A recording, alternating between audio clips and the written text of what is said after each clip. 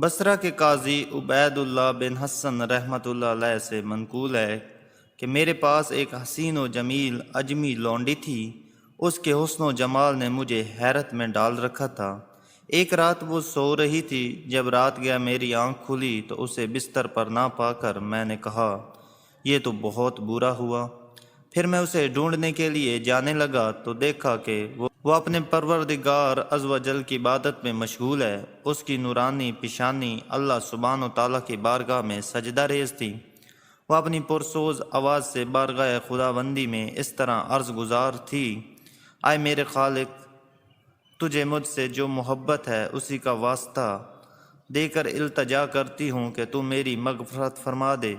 جب میں نے یہ سنا تو کہا، اس طرح نہ کہہ بلکہ یوں کہہ، اے مولا عز و جل، تجھے اس محبت کا واسطہ جو مجھے تجھ سے ہے، تو میری مغفرت فرما دے۔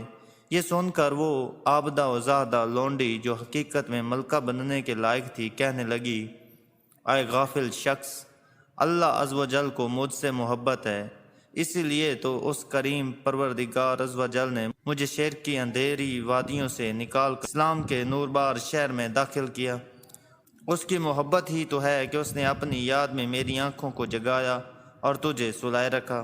اگر اسے مجھ سے محبت نہ ہوتی تو وہ مجھے اپنی بارگاہ میں حاضری کی ہرگز اجازت نہ دیتا۔ قاضی عبید اللہ بن حسن رحمۃ اللہ علیہ کہتے ہیں، میں اس کے حسن و جمال اور چہرے کی نورانیت سے پہلے ہی بہت متاثر تھا۔ اب اس کی یہ عارفانہ گفتگو سنی تو میری حیرانگی میں مزید اضافہ ہوا اور میں سمجھ گیا کہ یہ اللہ عز و جل کی ولیہ ہے۔